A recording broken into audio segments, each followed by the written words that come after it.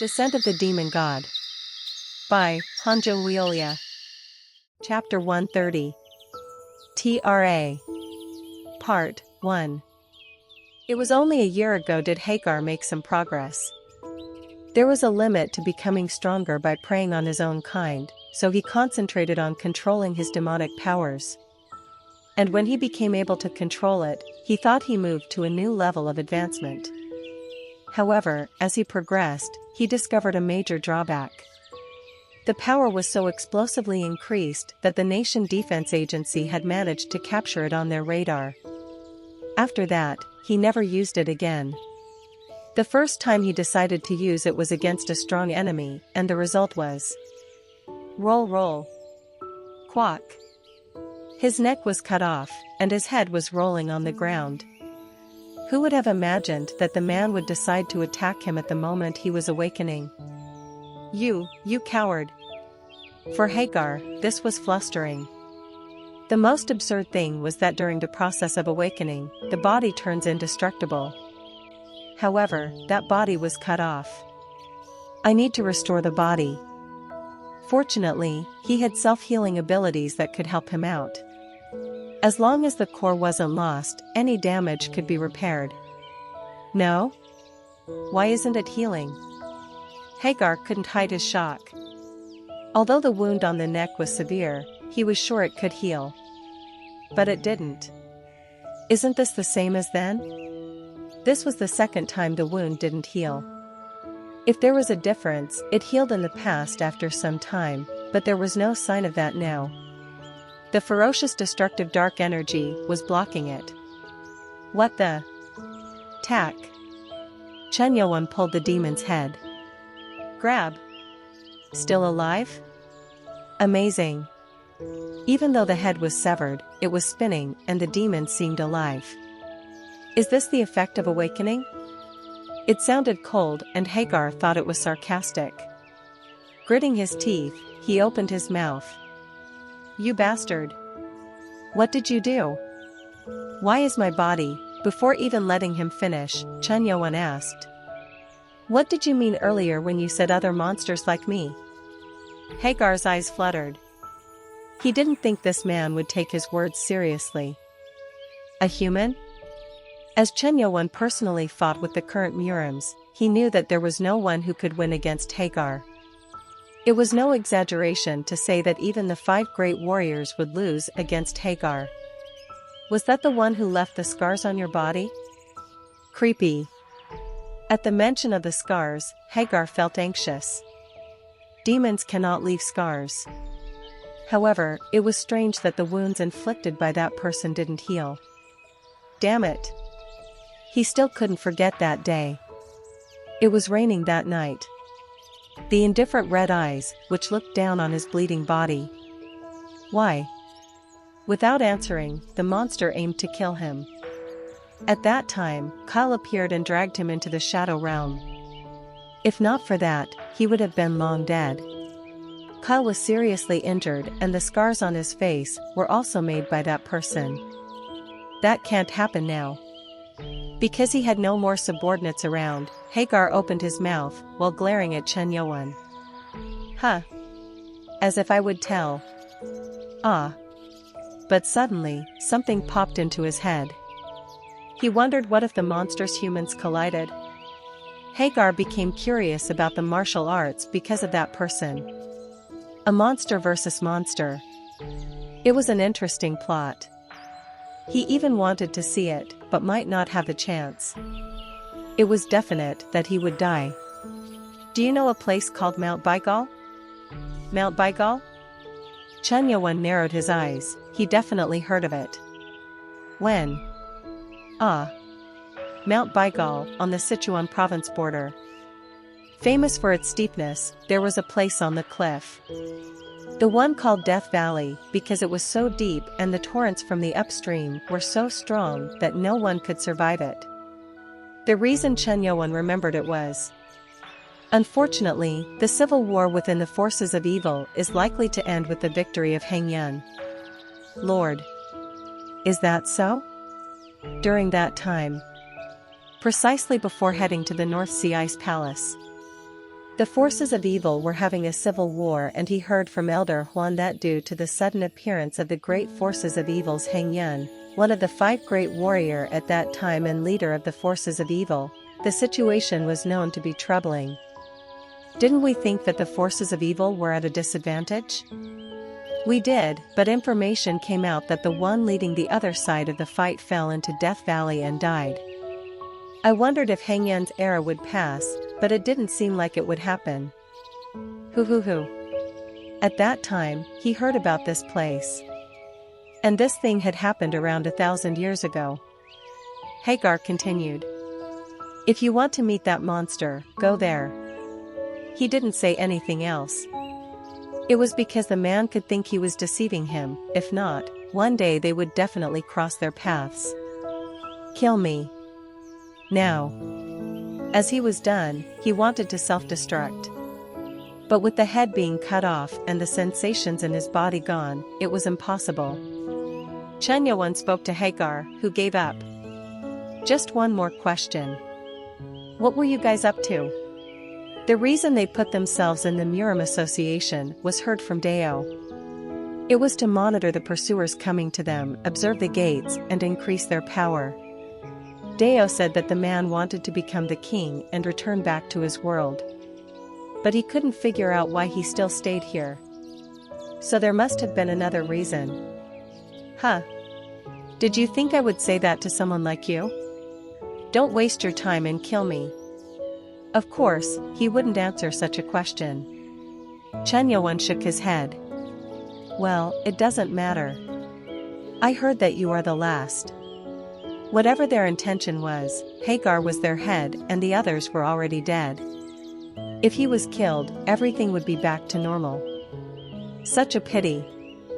If only the ghost chi worked, his last question would have been solved, but it didn't work on demons. Chen Yuan approached Hagar's body, which was on the ground, and then used the sword. Cha-cha-cha. A sharp black sword cut the center of the chest into a circle. After doing that, Chen Yuan sucked the core from it. And Hagar watched it with trembling eyes. No way. Does it end like this? A baron with the dream to become a king. He thought of becoming the king of demons. Only if he could have that. But everything was ending like this. That one I just found a clue to it. Sadly, it was too late. Once the core breaks, he will be done. At the moment when he was in despair, Chen Yuan, who knew how to destroy it, put it on the black wrist guard. Whoa! The guard resonated, and the core was taken in. Confused, Hagar asked. You, how did you do it? What? Chen Yuan looked at him. Us. As the core was absorbed, Hagar's body cracked, and with black smoke, he soon turned into ashes. What? Chen Yuan frowned. The way Hagar asked, it was as if he was shocked by it. Sky Demon Sword? Hagar definitely looked at the sword, which was in wrist guard form. Why was he shocked with the sword? He couldn't understand it. Shoo. Meanwhile, information about Hagar's abilities flooded into Chen Yuan's head. Xian, the capital of the government. The West Public Security Bureau wasn't too far from the train station. As it was a place for the government, there were 4 public security bureaus in Xian, and the General Public Security Office was within the State Council. One of them, the West Public Security Bureau's Special Department building. In the hallway, a sad-looking middle-aged man in the chief's uniform was personally guiding someone. The Director of Public Security was On Yun. Secretary General, this side. And the man in his 40s with a beard and glasses, who was being guided, was Wei Heisang, the Secretary General of the National Defense Agency. He was like the 3rd head of the National Defense Agency. Is it running rampant? Fortunately, docile. At that, Wei Heisang nodded his head and they eventually entered the Special Task Force building. Chuck. At the appearance of the director and a guest of the National Defense Agency, the members of the Special Task Force got up and saluted them. Enough. Everyone back to work. Manager Kong. Yes. Director? Where is it? In response to An Yungyun's question, the man led them to the interrogation room. The fifth interrogation room. It was a room for murums and people with abilities. In here? Yes. Meal time. This time? He kept saying that he was hungry, so we ordered a late-night snack. Director An Yungyun clicked his tongue at Manager Kang's words, and said to the Secretary General, "Let's head into the observational room." Each interrogation room had an observation room right next to it. It was a place where one could see what was happening. As they entered, Wei Heiseng's eyes lit up. What is all this? Numerous weapons were placed on the table in the observation room. It seemed like 30 at first glance. Starting with swords, blades, spears, knuckles, and more unique stuff which could only be seen in movies, but next to the table was a box. Huh. Manager Kong explained. They all belonged to him. Through the glass, he pointed to the man in his early 30s, who was wearing shaggy clothes and eating with his hands. He ate like a possessed beggar. Is this the one who made a gatekeeper's leader that way? Not just that one. Also the Li Chaojun of the Special Department who went in to get him. Special Task Force Department. There were 7 Murim warriors of which the public security was proud. One of them was Li Chaojun, a superior master. He was now in the emergency room. Chief Kong could still remember that scene. Such a monstrous person. With just a few snaps of his fingers, he defeated him. Snaps of fingers? At that, the Secretary General was shocked. He knew about Li Chaojun, the man in top 30 warriors. It was hard to believe that such a person was sent to the emergency room in a couple snaps. A registered person? No. Not even the identity? We were told that he had been living with his grandfather in deep mountains since he was a child, but no means to check if it was the truth or not. At that, Wei Heiseng was confused. Does it make sense for such a skilled warrior to reach that level in the mountains? Where the hell did he come from? It is a name I heard for the first time. What is that place? Death Valley. Death Valley? Just the name gave them creeps. However, they had no way of knowing that name. Huh. Insane. No name. No identity. He just comes and spouts that, and what the hell is that place? Chief Kong scratched his head as Wei Heiseng said that and added. It made me laugh after hearing about it, but he said that he came down to become the best in Murim. What? Best in Murim? Chapter 131. TRA. Part 2. Wei Heiseng frowned at what he heard. It was understandable that Manager Kong was laughing. To become the best in Murim, he came down the mountain? Huh. He was speechless. As a result of this man's actions, most of the special ability people in the Western Public Security Bureau were taken to the emergency room, and he wants to be the best in Murim? Because of the warning order in the TRA region, I am already on the edge. The city was in a state of chaos. Due to the state of emergency that was issued, the State Council had decided to call the available reserve forces of each agency and provide support. The western area was included in it, and this was the 4th time. What is his name? He said it was Seogi. Seogi? It was an odd name, but the attitude and the face seemed to go well with the unique name. The man called Seogi, who was eating the delicious pork legs, raised his head and looked out the window. It was as if he was looking through it. They can't see from that side, right? Yes. But it doesn't seem like the interrogation room's glass would work on him. Now what shit is that? When someone comes into the observation room, he acts up and guesses it. Besides, he seems to know if the person entering is a new one or not. Huh. The more one knew about him, the more terrifying the man would seem. He was put in this special room made for people with abilities, yet that didn't work on him. Does this mean that this man could actually escape any time he wanted to? How is such a person being submissive? At that time, Director An Yoon answered. He asked for a permit for weapons. The first time Seogi was exposed was at the underground high-speed station in Seoul. Over there, he was caught trying to pass through the checkpoint without an ID and weapons permit.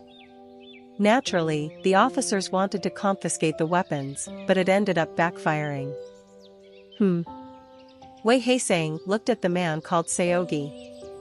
He couldn't understand what this man was thinking. He looked at the other two and said, "I will head into the interrogation room." Huh? Secretary General will? Sir, it could be dangerous. No, sir, you could be seriously hurt, the man there. No, enough. According to what you said, if he wanted to, he could have done a lot of things already. That is true, but... Although they tried to stop him, the man seemed adamant on going in. From the weapons on the table, Wei Haesang took a sword. Heavy. The sword alone was quite heavy, and the man carried so many things with him. That meant he should be a lot stronger. Click. When he entered the interrogation room, Seogi looked at him as he was eating. And then looked at the sword. I was promised that it wouldn't be touched. It seemed more like a warning than a question.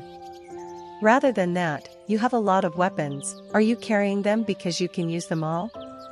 Seogi didn't eat anymore and reached out. Shoo. Ah?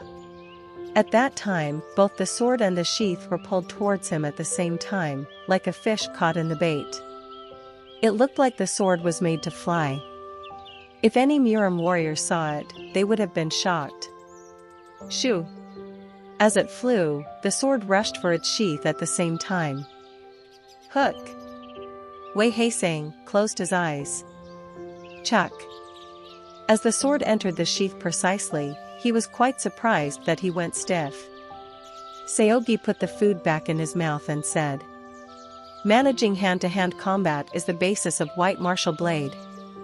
Hand-to-hand? White martial? Wei Haesang didn't know what it meant, but he knew one thing for sure. He is a strong warrior. When he experienced it right in front of his eyes, he was definite. And he opened his mouth. "Do you know who I am?" "Nope." "But you're called the Secretary General." "What is a Secretary General and why would I know you?" "I don't know, because my grandfather didn't teach me that." Wei Haesang's eyes went wide. Did he hear our conversation in the observation room? The next room was soundproofed, so no one could listen to what was happening inside. But he talks as... Something was strange. This man seemed to be using an old-fashioned drama's martial warrior's technique. The fact that this man was with his grandfather till now meant there was credibility in what was being said. He learned everything from his grandfather? If it was just the two of them, then why did his grandfather teach this man to listen to other people's conversations? I am the one authorized to give you a weapons license. Really? At that, Seogi stopped eating and showed interest. The man seemed quite honest about his feelings. He knew how valuable getting the license was to stop being pulled out for handling weapons. Give me. My grandfather told me to be sure to repay what was done, and be self-employed. I will repay you for the favor. Seogi smiled and held out his hand. Looking at the way he talked, the man seemed naive, like a man who didn't know that his hands were cruel. Are you aware of the term equivalent exchange? Equivalent exchange? If you want something, you need to pay a price for it. Didn't I say I would return the favor? Before that, you even carried weapons illegally and harmed government officials. Actually, you should be put in jail. Seogi answered as he didn't understand what was being said. Government? You mean officials? But aren't officials and Murims inviolable? That is what I have learned from my grandfather. How long have you been in the mountains? I was taken to Death Valley by grandfather when I was around 7 years old. It has to be around 90 years back. What? Wei Heiseng was confused. No matter how much he looked, this man seemed to be in his early 30s. Did it make sense that he's been in the mountains for 90 years? Why are you making that face? Don't you believe me? He asked. I did hear about the most talented warriors in Murim having their bodies transformed to younger selves and living a long life, but would anyone believe that you are close to 100 if your face is like that? What is so special about this? You see, my grandfather has thousand. Seogi, who was trying to say something by waving his hand, went silent. 1,000? Nothing. Anyway, I learned from grandfather that the officials and Murims are inviolable, isn't that right? Wei Heiseng's head throbbed. He didn't know from where to begin. This man knew nothing about the current world, as if he existed in a different time. In the end, Seogi was informed about everything that had happened and about the Murim coming under the control of the government due to the First Dimension Gate incident.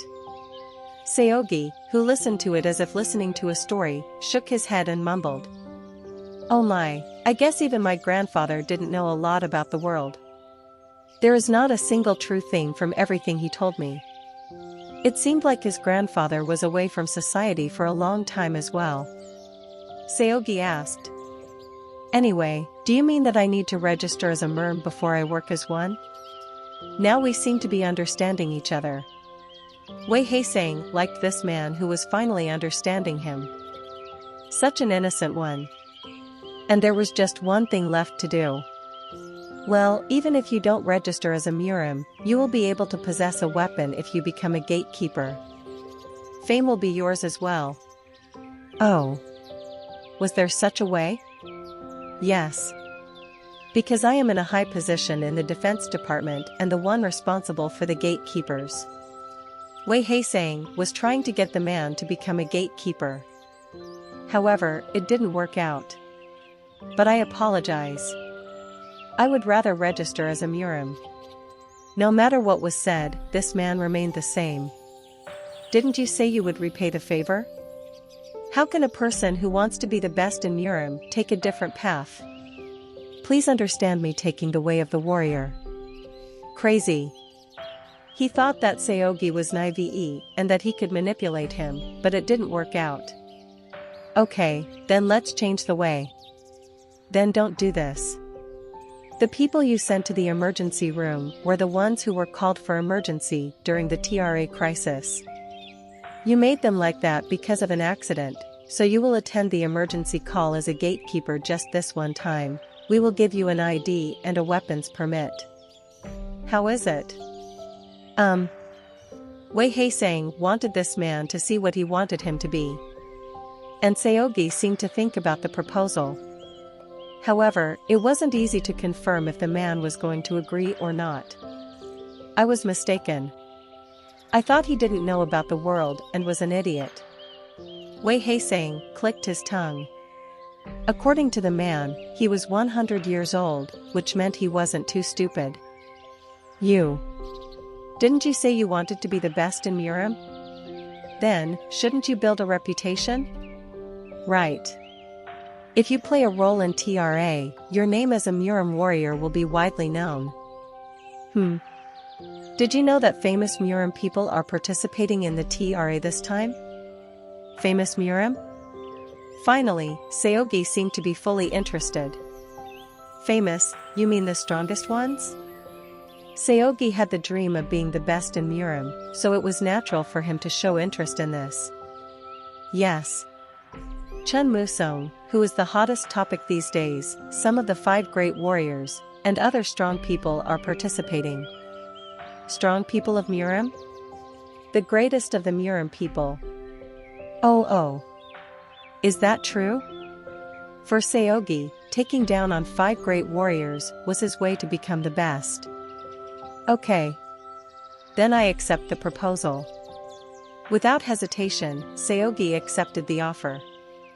In a way, it was like meeting each other's needs. Wei Heisang thought he should make good use of this chance and raise the status of gatekeepers through this when Seogi asked.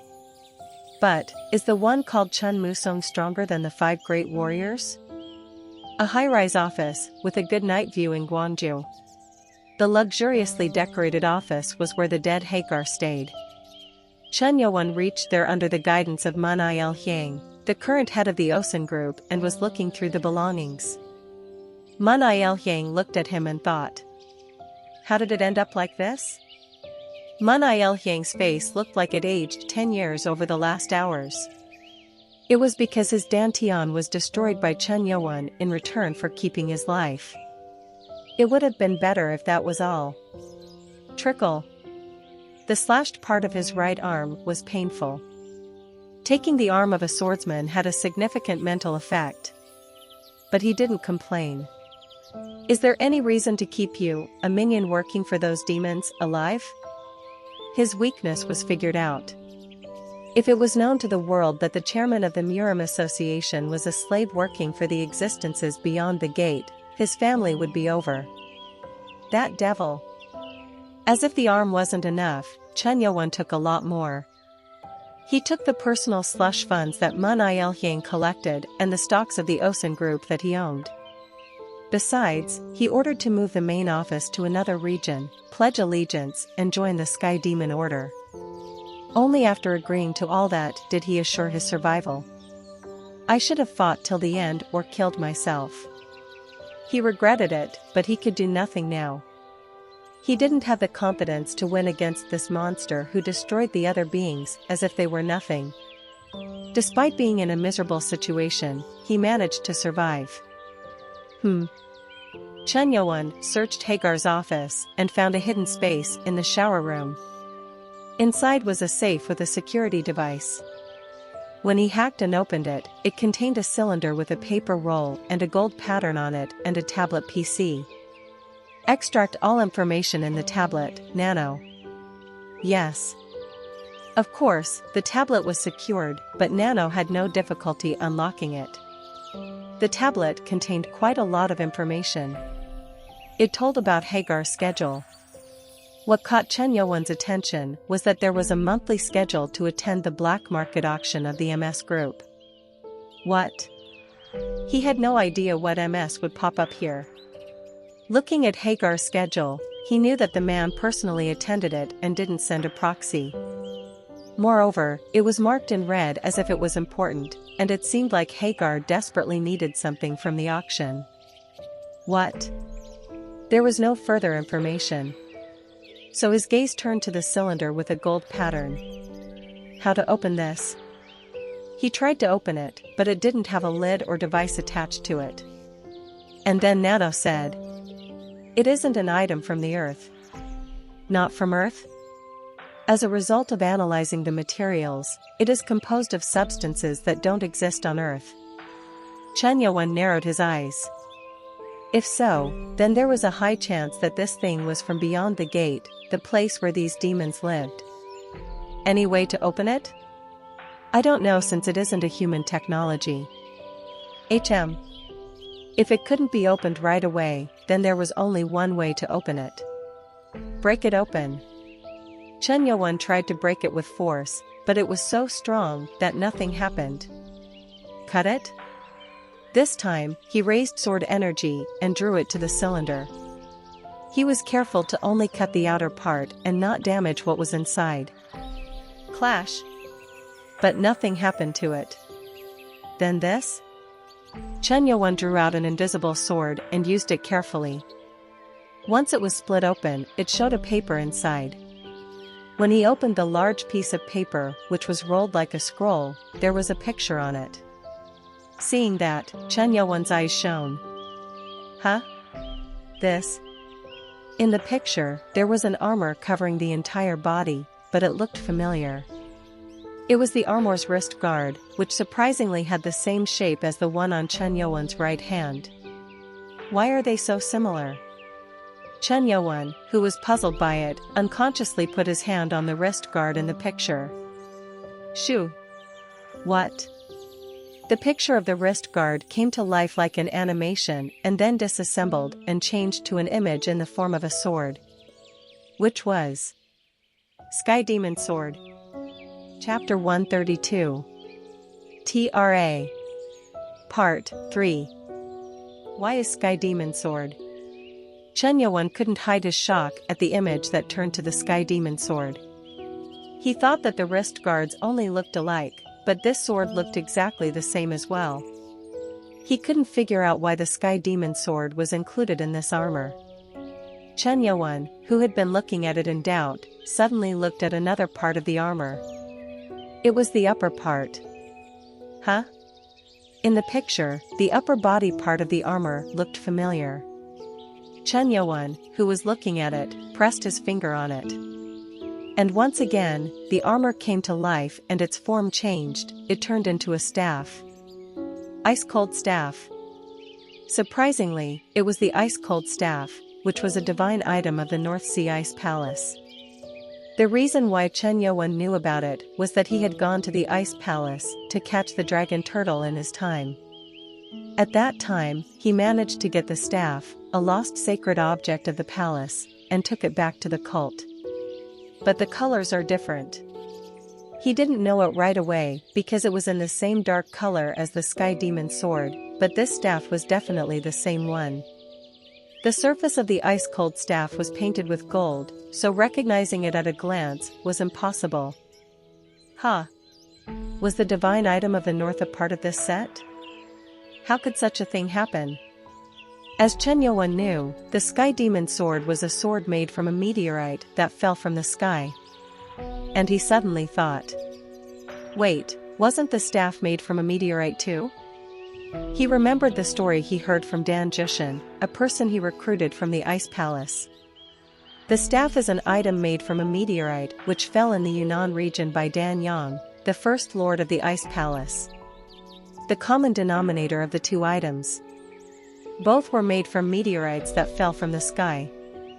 However, looking at the picture, it was as if the item was already a completed one. Just what could this be? When he pressed the other armor parts, they transformed into various weapons. The left wrist guard turned into a sword, and the helmet turned into a weapon resembling a wheel. Helmet, upper body, lower body, left and right arm, and leg guards. A set of armor which turned to 7 weapons. This is a paper from this cylinder, not from Earth, but I don't know why 2 items that I know about were in the picture. A huge question.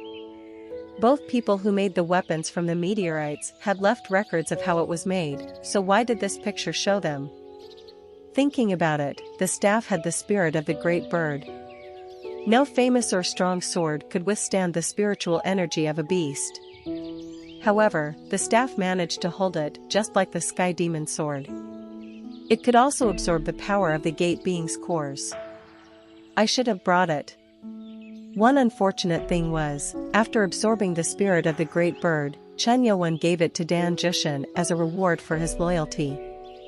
He heard that when the Black Sky Company disbanded, the Dan clan left for Russia. I need to call them back. He had to get that thing to be sure. I don't have much time, this much should be enough. As Chen Yuan rolled the paper ready to leave, he looked at a unique pattern written near the top of the paper, which he didn't pay much attention to in the start. This, a letter? Nano? Can you understand it? The regularity of strikes says it is a letter, but it is confirmed as a language not registered in my programming. Naturally, the letters weren't from Earth, so Nano couldn't understand it. I guess I need to ask Shekinah or Deo. There were 2 demons he could ask about this thing. That was when Chen Yuan heard someone's voice. Lord. It was Hubong. Unlike him, who came here to catch Hagar, Hubong went with by Mak Hien, Yu So Hua, Im So Hai, and the other members to the area of TRA. Have you reached Fuyang? Lord. I think you should come sooner than later. Not to Fuyang City, but what was this place? Hold on, It is said to be southeast of Huainan.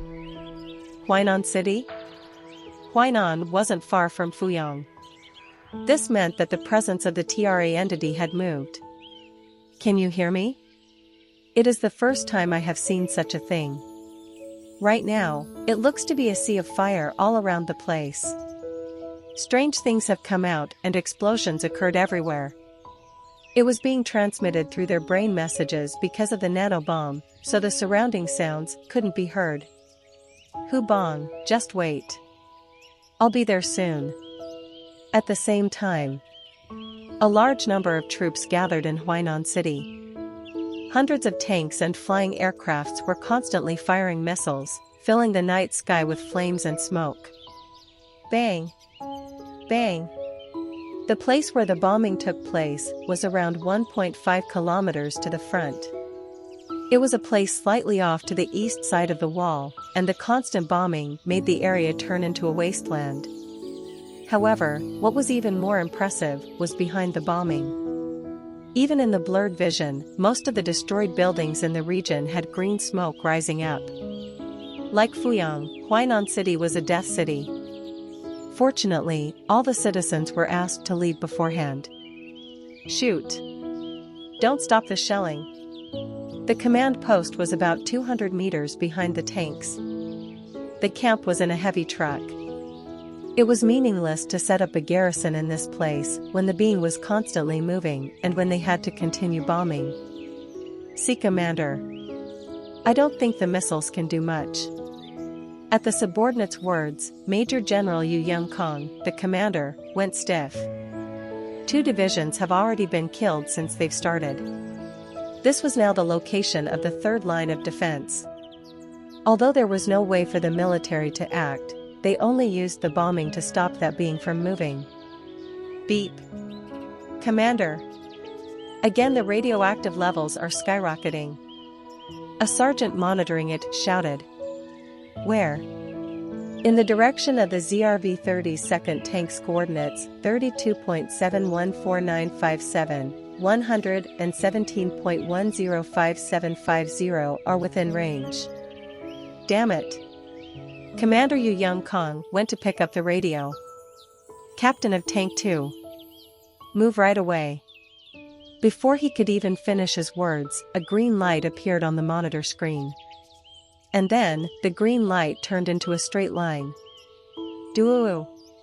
At that moment, the heavy truck shook. It was so strong that the monitors were tumbling out of their places. Quack quack quang. The sound of an explosion.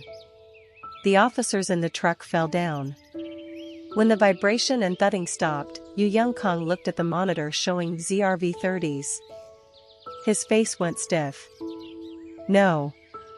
The ground was dug deep, and green smoke was blowing out. The place was devastated.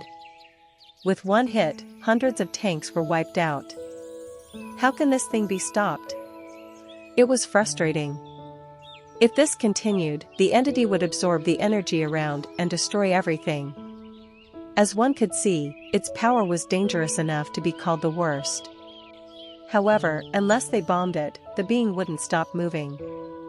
In the end, will we sacrifice the military to stop it from moving? Right now, that was the role of the National Guard. The moment they would stop, the being would head for Bungbu City. Since the evacuation was still happening in that place, they had to do their best to stop it from moving. At that time, the second lieutenant in charge of defense radioed. Commander. The director has contacted. Director meant the head of the Ministry of Defense. He couldn't ignore it, so he raised his hand and saluted to the radio. Loyalty. Yu Yongkong, here sir. After receiving the radio, his expression turned strange. Soon after the radio ended, Yu Yongkong gave the orders. Stop the bombing right away. A high hill about 300 meters south of the military base. There were people in protective suits. Muram warriors with weapons and gatekeepers. Many strong people were called out. Ring. Military trucks continued to come in with reinforcements. As the situation was serious, they had to bring people from various places to this spot. A large number of well-known murims and keepers had joined. And even they couldn't hide their nervousness. Whisper. Everyone had serious faces as they looked at the green light that rose from the 2 kilometers destroyed region. It was their first time seeing a being withstand such a massive bombing. Bombing stopped? The bombing had stopped. As a result, the murims and keepers grew more nervous. The meaning was simple. It was time for them to be deployed. Oh. Is that it? This is great. A man wearing a protective suit worn by keepers with a large iron box on the back of the truck which just arrived, looked out and seemed amazed. Everyone was serious, but this one seemed excited. What is with him? Is he here for a picnic? It made other people feel uncomfortable. Not just that, there were a few people who were trembling too. Wow. It is huge. It was Huban. By Mac-Hien, who was next to him, nodded with a stiff face. As the smoke covering the bombing area went away, the figure of the being was revealed. Almost 120 meters tall. The appearance of the hard-looking shell, which seemed like armor on the body, and numerous thorns on the head and back. A gigantic monster one would only see in movies. And that wasn't the only problem. As the gigantic monster was visible because of the reduced smoke, it showed that there were 20 beasts of 20 to 30 meters in size crouching. They were smaller than the huge one, but still huge. It seemed like the giant one took the bombing and saved them. Crazy! Even those small ones are the size of alpha entities. How can we catch them? It was uncertain if anything could survive the bombing. In the end, it seemed like getting rid of the cores and attacking the weak spots was the only way out. Brung. A truck arrived. And a man in a protective suit with 7 large sharp wheels on the back arrived. It was Seo Jang Ryong, one of the special officers of the public security and one of the 5 great warriors with the name of Chil Ryan J. Have you waited for long? Now is the time to hunt. Everyone. He spoke loud and clear. The Murim people who recognized him were delighted. Chil Ryan J. One of the 5 came. A captain wasn't appointed for this. However, it seemed like Seo Jang Ryong took it. This dangerous entity is the worst thing ever. It is designated as TRA and could be called S-Class. If the forces aren't joined together, that monster will slaughter millions of civilians. Seo Jang Ryong began to give a speech to the keepers and Murim warriors to stop them from splitting into teams. Judging from his age, ability, and leadership qualities, there was no way anyone could replace him, so everyone stayed silent. But not everyone was like that. One of them stepped ahead. Are you the Chil Ryan J of 5 great warriors? Huh? A person in large iron armor stepped ahead. It was Seogi. He was aiming to be the best of Murim, so he was itching for a fight as soon as he saw Seo Jang Ryong. Yes. Young friend. The situation is urgent, so let's talk later. Then the keepers of Team C will. It was urgent, so Seo Jang Ryong tried to continue his instructions, but, after we take care of the monster, how about fighting with me? Seogi interrupted again. Everyone thought he was a Murim warrior who was excited to see one of the 5 great warriors, but when he asked for a fight, Seo Jang Ryong's face contorted. He was annoyed, but he resisted. I am well aware that the young friend is motivated, so stop now, and wait for the instructions. However, Seogi didn't stop. Is it so hard to accept the request for a battle? In the end, Seo Jang Ryong warned with anger. I see that words don't work with you. I won't forgive you if you interrupt me anymore. Shoo. Before the words were done, Seogi's hand went for Seo Jang Ryong's neck. He wasn't aiming to kill, but the sharp energy from the hand touched the neck. I wonder if my challenge was taken lightly. I treated you with courtesy since you were strong, but I guess you lack manners. Seo Jang Ryong looked at the man with a stiff face. If this man was determined, he could have extended his hand a little more and killed him. Who is he? At this level, this man could be the same, no higher than him. He was shocked when someone shouted, "Elle, look over there." The eyes of those who watched the two turned to other places. It was none other than a colossal monster. And a small human figure floating in the air with a monster. What? Is he flying? Who is he? Since it was dark, no one could see anything. The man raised his hand, and countless blue swords appeared in all directions around the monster. No. No way. Seo Jang Ryong was startled, forgetting the hand close to his neck. Are they all air swords? When the black form lowered his hand, the air swords from all directions exploded at the monster and the small ones around it. Swoosh! Quack quack wang! Seeing that, Hu Bong smiled. Sky Flash! Lord is here! It was one of Chen Youwen's famous skills, the Sky Flash. Chen Youwen, who was expected to arrive later, had come. Seogi watched the scene and mumbled with twinkling eyes. Not this one. But he is the strongest one. Chapter 133. TRA. Part 4. Kaiju. Literally called a monster, it appeared 7 years ago.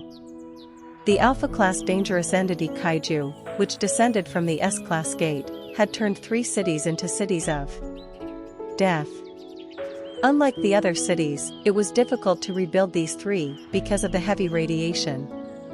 Therefore, it was given a restricted area (RA) rating, which couldn't be resolved since the first gate dimension gate opening. And access to it was forbidden. Is that him? Commander Yu Youngkong's eyes didn't leave the monitor showing Chen Youwen floating in the air. Other officers assumed that the attack was stopped in order for the Murim warriors and the gatekeepers to be deployed, but the reality was different. Only that man can stop it. That man, which An Wuhong was raving about. An Wuhong called this man to be the best and said that he possessed stronger abilities than any keeper or Murim warrior. Whether that was true or not would soon be decided. Swash! Wow! What was that? The officers exclaimed constantly. It was clearly visible on the monitor. Thousands of air swords. Quack quack quack wang. The enormous number of air swords, which directly pierced into the body of a 120-meter-long alpha kaiju. It was more than just missile bombing. It seemed like these swords could push out the kaiju any time. However, what? Chen Youwen frowned. The air swords kept hitting the kaiju, yet he couldn't feel a single attack working on it. Rather, it gradually made the kaiju stronger. At that moment, Nano said, "Radiation level is rising rapidly." Radiation? It was then. The green light began to condense and the kaiju, which couldn't be seen because of the air sword bombing, began to rise. Wuong. He? The condensed green light was radiation. Chen Youwen noticed the kaiju opening its mouth as the radiation breathed out. From it. Ping. Swash. A green ray crossed the air and precisely aimed at Chen Youwen. The speed it was emitted with was unbelievable, and even the thickness of the beam was enormous, which meant it couldn't be avoided by teleportation. Chen Youwen raised his sword. In an instant, an invisible sword energy rose. Slash. Chen Youwen tried to cut the green ray coming at him, but the destructive power of the beam itself was the sum of energy the Sky Flash possessed. And with such speed and power. Bang! The invisible sword was unable to cut it and Chen Youwen ended up bouncing back. As a result, Chen Youwen's figure was swept away by the green light and disappeared. Papa Pang! And with the beam, the wind moved around like a storm. Both the Murim warriors and the keepers couldn't hide their shock. No way! Oh my, can that even be caught? They all believed that kaiju, which was hit with thousands of air swords, would definitely take damage. But even that looked unsuccessful, since there wasn't a single scratch on it. Is it even possible for air swords to not work? Seo Jang Ryong went stiff. He tried to confirm that air swords could do something. As a warrior of Supreme Master level, he wanted to know if his best technique would work or not. It cannot be caught. When Seo Jang Ryong realized that it didn't work, he fell into despair. To compare it, it was like trying to break a rock with an egg. Of course, not everyone was filled with fear and horror. It's my turn. Seogi saw this as an opportunity. Although he lost the chance to compete with Chen Yowen, who was swept away, he would be able to call himself the best if this monster was taken down. Grandpa told me not to go, but I will prove that I am the strongest in martial arts. Seogi didn't leave Death Valley with his grandfather's permission. The man looking after him never allowed him to go. And it has been almost 90 years now. So his desire to be the strongest grew. I'll prove my power here. While everyone was stunned, Seogi tried to rush to the kaiju. It was then that someone blocked him. Hu Bong. Wait. What is it? It isn't over yet, so wait. Chen Yowen instructed Hu Bong to prevent anyone else from getting close, so he stopped Seogi from participating in the war to fulfill those orders. It is done. Haven't you seen it too? Lord isn't someone who will lose so easily. My lord has the greatest power under him. Lord, he is your lord? Yes. Hu Bong answered proudly when Seogi continued. It must be tragic to lose your lord, but the title for being the strongest will be in my hands. What? It wasn't spoken in a way to provoke the opponent. But since the words were casually told, Hu Bong felt enraged. How dare you? Hu Bong reached out to subdue him. At that moment, Seogi swiftly evaded Hu Bong's hand. You? Hu Bong brought out fire chi on his hands. Weak. Seogi took a step back. It was a brief jump in the air, and that was enough for Hu Bong to know that Seogi wasn't an ordinary warrior.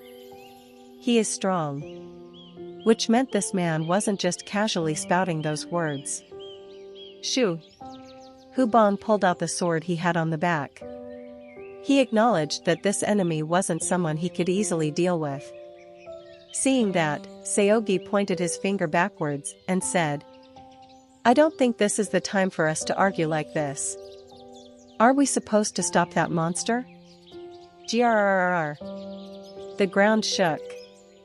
The kaiju, which blew Chen Yowen with a beam, moved. Not just that one thing, but even those smaller versions of it moved ahead. Their goal seemed to be to advance towards the National Guard. Lord. Hu Bong frowned. He wondered if Chen Yowen was really injured. And not missing the chance, someone passed by him. Swash. That bastard. He flew with great speed while wearing that iron armor. The fact that he was able to move in the air meant that he was stronger than most. He is flying. No way. Doesn't that mean he is also a Supreme Master? The Murams couldn't hide their shock. The Supreme Master level is something that only 5 people have managed to achieve. Over there. Even Hu Bong, who followed the man, was moving in the air. At that sight, Seo Jang Ryong frowned. Just, what the hell is this? In a few minutes, 3 more warriors appeared. From his point of view, a large number of strong people had appeared. Flustered, Bai Mak Hien spoke to Yu So-wa. Secretary Yu, shouldn't they be stopped? It seemed like she could stop them. At that, Yu So-wa shook her head and answered. I don't see any need to do that. Sorry? Bai Mak Hien's face brightened as he looked at where she looked. Meanwhile, Seogi's heart pounded while he ran towards the kaiju. Finally, he had the chance to showcase his white sword martial arts to the world. Rumble. He could see that monster moving ahead. As Seogi pretended to raise his hand lightly, the iron lid on the box behind him opened, revealing several weapons. 36 kinds of weapons. Weak. At that moment, Seogi hurriedly turned to the left as he felt fire behind him. The flame sphere passed. This is? Didn't I tell you to stop? When he saw Hubong closely following him, Seogi shook his head. You really are a stubborn man. In that case. He held onto a dagger in his left hand and a sword in the right. He then extended his hand ahead. At that moment, 4 weapons escaped from the iron armor. A sword, a blade, a spear, and a spiked wheel. White sword martial arts. The 4 weapons rushed for Hubong. Surprisingly, it wasn't a simple movement. All 4 of them moved differently, like 4 different warriors were handling them. Such strong technique. Hubong was startled and stopped as he unfolded the illusion sword technique. The sword drew numerous shadows and created a dense net. It was to block the weapons from approaching. Cha-cha-cha. Hubong's eyes trembled. What the hell is this? It was the first time he had seen something like this. Completely different movement of weapons from a single master, taking advantage of the gap as if the weapons had a mind of their own. Huh. Weak. Hubong brought out the fire chi. It was because he knew that no normal technique could go against this. He used the fire with the illusion sword technique. Weak. The sword was engulfed in flames, further developing the mesh-like form. Cha-cha-chong. All 4 weapons were blocked, and they bounced back, making Seogi look surprised. Huh. Blocking that. You must have such great skills, but it is a waste to serve under others. Contrary to his expectations, as this man managed to subdue his weapons, Seogi was now drenched in winning over him. Then let's see if you can stop this. As Seogi raised his hand upwards, 4 additional weapons escaped from the iron armor, and when he reached out, they once again aimed for Hubong. That was when he heard a sound from behind. Thud. Thud. Thud. Huh? He looked behind and saw one of the 30 meters tall kaiju rushing ahead with great speed. It seemed like it walked out of the group after seeing these 2 fight. Quack! Its roar was terrifying. And each step it took was making the floor vibrate. You must have a death wish. Seogi reached for the kaiju. And the 4 weapons which were going for Hubong soon changed direction and rushed for the monster. Swoosh! For monsters which prey on humans, death is your only end. He saw that sword energy wouldn't work on it, so what should he do? He didn't stop. Goo! When Seogi's eyes gleamed with a red light, the energy roared, and the blue sword energy turned red. Swish! What amazing energy! Even Hubong went stiff at it. It was the first time that he felt goosebumps in this world. Let's show you what you are dealing with. 8 weapons with blood-stained energy flew towards the kaiju. And they crossed together to hit it. Quack! Quack! Quack! A roar of pain erupted from the kaiju's mouth. Surprisingly, it managed to penetrate its body, which couldn't be dealt with by sword energy. However, even the weapons couldn't penetrate its body. It is strong. As Seogi waved his hand, the weapons moved. It was meant to pierce the body with a drill-like movement. Quack! Swash! Green light flashed from the kaiju's mouth, and then the breath was fired. Seogi flew up. He could avoid it because the beam was smaller than the alphas. I just don't want to get it. As Seogi stretched out his hand, 8 more weapons flew out. It is the first time I use 16 weapons against a monster, handle this with pride. Seogi stretched out his hand, and the 8 weapons flew towards the kaiju's head. The weapons were divided to attack the eyes, nose, mouth, and chin. Hard! Sweat dripped from Seogi's forehead. Handling 18 weapons at once wasn't easy. Even after training for decades, just a minor loss of concentration and the technique would be lost in an instant. Kwak-kwak-kwang. Finally, the weapons that were targeting the head completely penetrated it. Seeming to be in pain, the kaiju ran ahead. Quiet. It ran wild in all directions and soon fell to the floor. Thud. Seeing that, Seogi smiled. He wiped the sweat off his forehead and looked at Hubong. See that? That monster is no match for me. If you want to stop them, then don't disturb me anymore. I will deal with all the monsters here. Hubong smirked at that statement. Look behind you. Behind? Seogi turned to see what this man was talking about. The vibration from the ground had vanished. And Seogi looked up and noticed that the kaiju which was marching for the National Guard stopped moving.